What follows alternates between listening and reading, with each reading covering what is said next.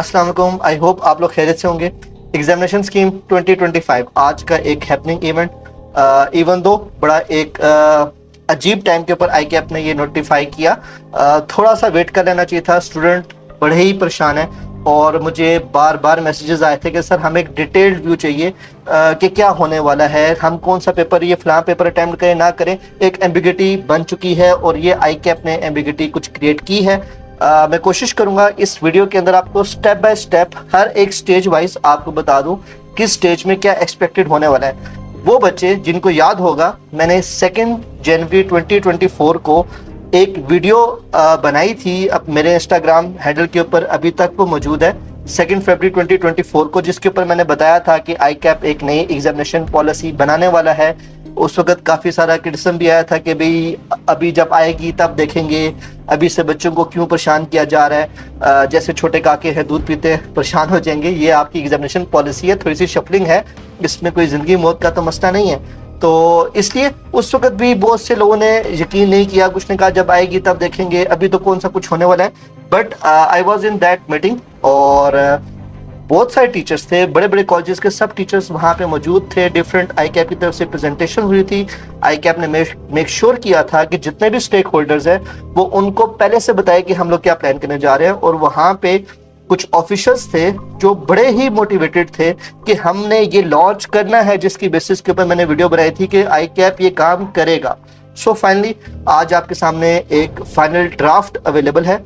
हम one by one इसके ऊपर बात करते हैं कि इसमें क्या क्या चेंजेस आने वाली हैं। सबसे पहले मैं पीआरसी के ऊपर बात करता हूँ, फिर कैफ के ऊपर, और बड़ी इंपॉर्टेंट बात सी फैब के स्टूडेंट्स के लिए एक मेजर इसमें चेंज है। देखते हैं कि इसमें आई कैप ने हमें किन किन चीज़ों के ऊपर बताया हुआ है। तो ड्राफ्ट है, इसके ऊपर हम डिस्कशन करते हैं, इसका अप्रूवल कब होगा, और सबसे इंपॉर्टेंट डिस्क्वालिफिकेशन के बारे में आई कैप ने दोबारा से थोड़ा सा ट्विस्ट किया है।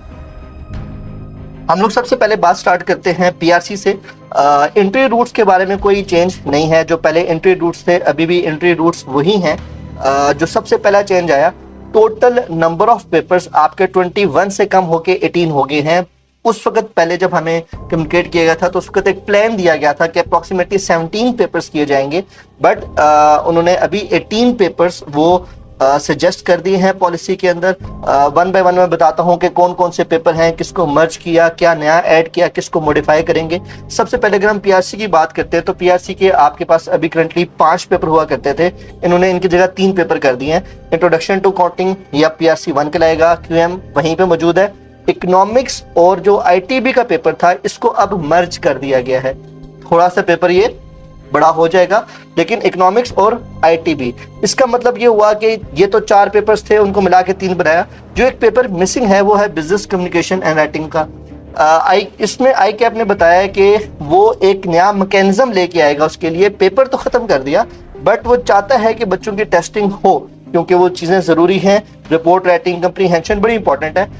एक्सपेक्टेड ये है, जो मेरी एक्सपेक्टेशन है, मेरे टाइम पे ये बीच में एक पॉलिसी आई थी कि आई कैप ने एक separate hand on course type रख दिया था और उसके कुछ मार्क्स भी रख दिए थे, और आपको वहाँ पे जाके practically just like hand on courses की तरह उसको सॉल्व करना पड़ता था। तो होपफुली वो कुछ मैकेनिज्म बना रहे हैं बीडब्ल्यूसी के लिए। पेपर नहीं हुआ करेगा, वो उसका एक मैकेनिज्म आपको बता दिया जाएगा। इंपॉर्टेंट क्या है? इंपॉर्टेंट ये है कि अब आपके पास पीआरसी के अंदर 3 पेपर हैं। अच्छा, ट्रांजिशन के ऊपर मैं बात करता हूँ थोड़ा सा दरमियान में जाके, कि वो बच्चे जो पीआरसी पे मौजूद है या कैफ में मौजूद है और पॉलिसी आ जाती है, कुछ पेपर पास हैं, कुछ रहते हैं, उनके लिए क्या होगा, इसके ऊपर मैं ट्रांजिशन फेज के ऊपर स्टेप बाय स्टेप आपको गाइड करूंगा। मैं पहले जल्दी से गो थ्रू कर रहा हूँ आपके पास पेपर्स के ऊपर। सो पीआरसी के आपके पास हो गए 3 पेपर्स, 2 पेपर्स को मर्ज कर दिया गया। आपके पास इसका टाइम वही है, हर 2 महीने बाद पेपर हुआ करेगा। अच्छी चीज़ जो आई कैप ने इस दफ़ा की कि आई कैप ने बता दिया कि यार फिजिकल रेट से क्लासेस लेना ज़रूरी नहीं है, स्टूडेंट की अपनी मर्जी है, चाहे तो वो किसी ऑनलाइन कॉलेज से जाके पढ़े, सेल्फ स्टडी करे, या किसी रजिस्टर्ड कॉलेज के पास जाके पढ़े। सो फाइनली आई कैप ने रियलाइज़ कर लिया है कि कुछ ऑनलाइन कॉलेजेस हैं लाइक मनाबी जो अच्छा काम कर रहे हैं और वहाँ पे रेट्स के लिए ज़रूरी नहीं है। तो ये एक बहुत अच्छा स्टेप है आई कैप की तरफ से, क्योंकि अब आपके जितने भी अच्छे रिकग्नाइज्ड टीचर्स हैं, नो डाउट आपके रजिस्टर्ड रेट्स हैं, उनके अंदर बहुत अच्छी फैकल्टी है, लेकिन अब जो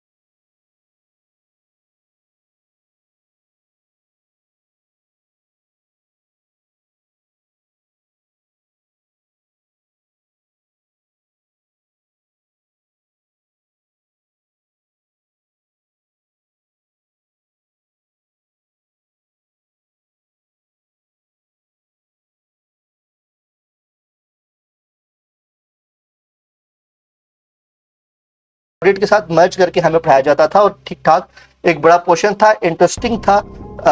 हमारी आजकल की फ्यूचर की नीड्स हैं फोरेंसिक ऑडिट, आईटी ऑडिट्स की।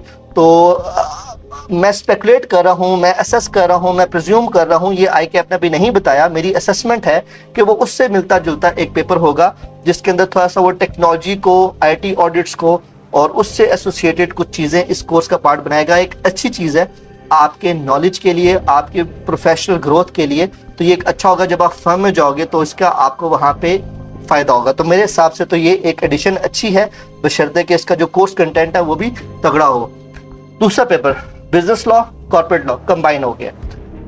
मुझे मैसेज आ रहे हैं, सर मैं बिजनेस लॉ का पेपर दूं ना दूं, क्या आगे कंबाइन हो जाएगा, मुझे एक पेपर देना पड़ेगा।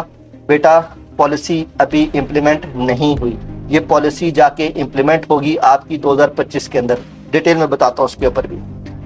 हुआ ये, जब मैं बीइंग अ स्टूडेंट था उस वक्त बी लॉ और कंपनी लॉ का सेपरेट पेपर हुआ करता था। जिस वक्त मैं बी मॉड्यूल हुआ करता था और मैंने बिजनेस लॉ पास कर लिया था, कंपनी लॉ अगली स्टेज के ऊपर होता था। दरमियान में उस वक्त भी पॉलिसी का चेंज आया था। ये पॉलिसी चेंज हम देखते आ रहे हैं, मेरी जो सीए की टीचिंग का कैरियर है उसमें ये चौथा पॉलिसी चेंज होने जा रहा है। सो कोई अनोखा काम नहीं होने जा रहा। उस वक्त ये हुआ था कि मेरा बिजनेस लॉ पास है, मेरा कंपनी लॉ पास नहीं था, क्योंकि वो मैंने अगले सेशन में पढ़ना था। अब अगले सेशन में पॉलिसी चेंज होगी, जब पॉलिसी चेंज हुई तो पता चला कि अब बिजनेस लॉ का और कंपनी लॉ का कंबाइंड पेपर होगा। अब मेरा बिजनेस लॉ पास है और ICAP के रिजल्ट में लिखा हुआ है permanent credit, P credit. Permanent credit का मतलब है कि ICAP ये कहता है जो पेपर एक बार आपने पास कर लिया है, ये पेपर अब आपको जिंदगी में दोबारा कभी पास नहीं करना, चाहे कुछ भी हो जाए, पॉलिसी चेंज हो जाए, कुछ भी हो जाए। ये उसके मीनिंग थे। अब मैं अगर बी लॉ पास कर चुका हूं तो ICAP मुझे नहीं कहेगा कि आप बी लॉ का पेपर दो। तो ICAP ने ये काम किया कैफ स्टेज के ऊपर, नॉट CFAP। CFAP के अंदर कहानी डिफरेंट है। कैफ स्टेज के ऊपर उसने ये किया कि उसने 3 साल का आई गेस टाइम दिया था, 3 साल थे, 2.5 साल का टाइम था। उसमें उसने कहा था कि वो बच्चे जिनका बिजनेस लॉ पास है और कंपनी लॉ भी पास नहीं है, क्योंकि वो पेपर नेक्स्ट स्टेज के ऊपर आना था, वो सिर्फ 50 नंबर का पेपर अटेम्प्ट करेंगे। आपका जो पेपर बनता था वो section A, section B, 2 sections बनते थे। सेक्शन ए 50 नंबर का business law, section B 50 marks का कंपनी लॉ।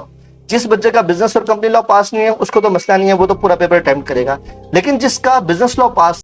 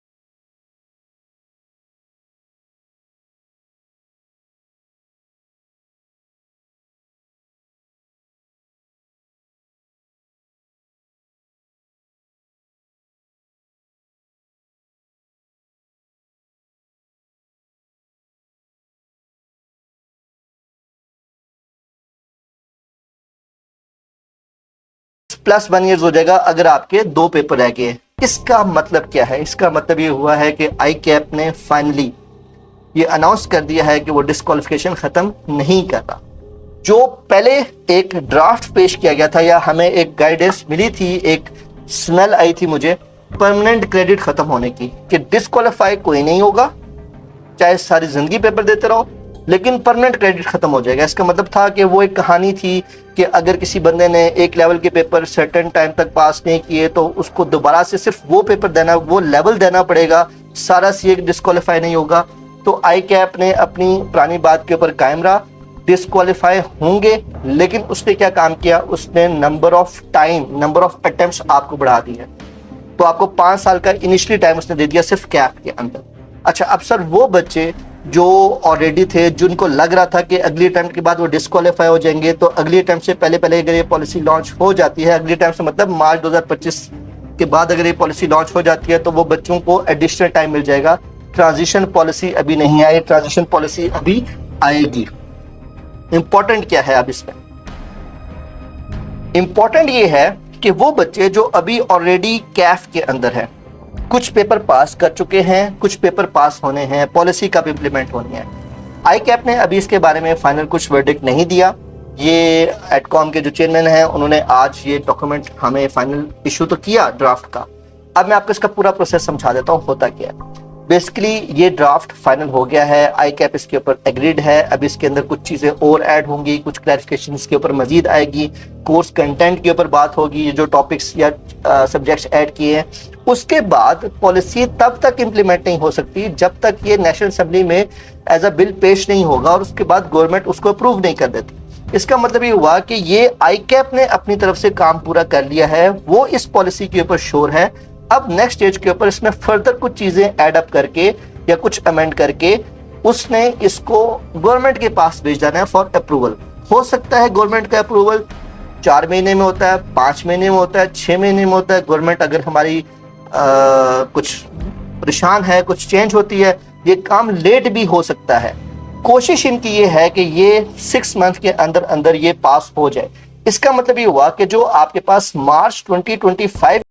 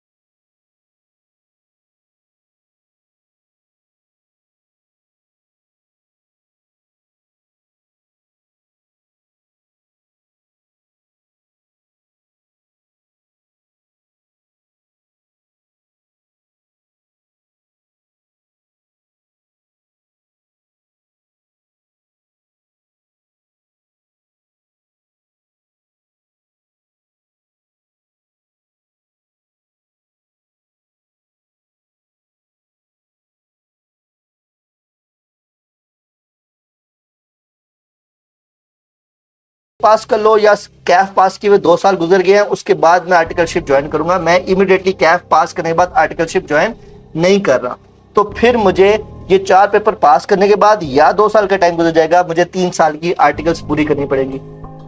उन आर्टिकल्स के अंदर मुझे ज्यादा छुट्टियां नहीं मिलेंगी, जो बाकी पेपर रह गए हैं वो मैं दे सकता हूं, लेकिन मुझे ज्यादा छुट्टियां नहीं मिलेंगी। अभी आपको ठीक ठाक छुट्टियां मिलती हैं, जो बच्चे शुरू में पहली टाइम दे रहे होते हैं उनको 2-2 महीने की छुट्टियां मिलती हैं, उसमें फिर ज्यादा छुट्टियां नहीं मिलेंगी। तीसरा ऑप्शन ये है कि आपके पेपर आप जानो, CFAP के पेपर्स क्या होते हैं, आप किसी भी फर्म के पास जाओ, 2.5 साल की 2.5 ईयर्स की अनइंटरप्टेड आर्टिकल्स रजिस्टर कराओ और उसमें कोई पेपर नहीं दे सकते, कोई एग्जाम छुट्टियां नहीं होंगी, अनइंटरप्टेड आर्टिकल्स हैं, 2.5 साल की डेडिकेटेड, सीधा जाओ फर्म में जाके काम करो, उसके बाद पेपर पास होते हैं, जाके बाद में पेपर पास करो। अब ये काम कर दिया आपने, ये 3 ऑप्शंस दे दिए, ये आपके पास ऑप्शंस हैं, आपने चूज करना है, लेकिन चूज वेरी वाइजली, क्योंकि एक बार जो ऑप्शन आप चूज कर लोगे उस ऑप्शन को आप रिवोक नहीं कर सकते, तो आपको फिर उसी ऑप्शन के हिसाब से चलना पड़ेगा। अच्छा, जो CFAP के स्टूडेंट हैं वो कम से कम 2 पेपर एक अटेम्प्ट में लाजमी दिया करेंगे, 1 से 2 पेपर से कम नहीं दे सकते, अनलेस के उनका एक ही पेपर रह चुका हो तो वो दे सकते हैं। जो केस स्टडी होगी उसके लिए आपके पास कम से कम 5 पेपर का होना, पास होना जरूरी है, उसके बाद आप दे सकते हो। आखिरी एक पेपर रहता है, या सारे पेपर पास हो गए तो आप केस स्टडी दे सकते हो, उसका टाइम वही पहले वाला टाइम है, केस स्टडी लाइफ टाइम के लिए है, CFAP का जो टाइम है पेपर पास करने का वो 10 साल का टाइम। सो ये आपके पास एक पूरी की पूरी ICAP की एग्जामिनेशन पॉलिसी के की फीचर्स थे उन बच्चों के लिए जो परेशान थे। दोबारा से रिपीट कर रहा हूँ कि डिस्क्वालिफिकेशन करंटली अभी इस डॉक्यूमेंट के मुताबिक मौजूद है। हाँ, बच्चों को टाइम एक्सटेंड कर दिया गया है, वो बच्चे जो इस पॉलिसी की इम्प्लीमेंटेशन टाइम तक डिस्क्वालीफाई होने वाले होंगे वो बच जाएंगे, जो अभी तक डिस्क्वालीफाई हो चुके हैं वो डिस्क्वालीफाई ही रहेंगे, वो वापस रिवर्स नहीं होंगे। जो इस पॉलिसी के अटेम्प्ट होने से पहले डिस्क्वालीफाई हो गए खुदा ना खास्ता, वो डिस्क्वालीफाई ही रहेंगे, उनके ऊपर ये इम्प्लीमेंट नहीं होगी। तो ये थी आपके पास पूरी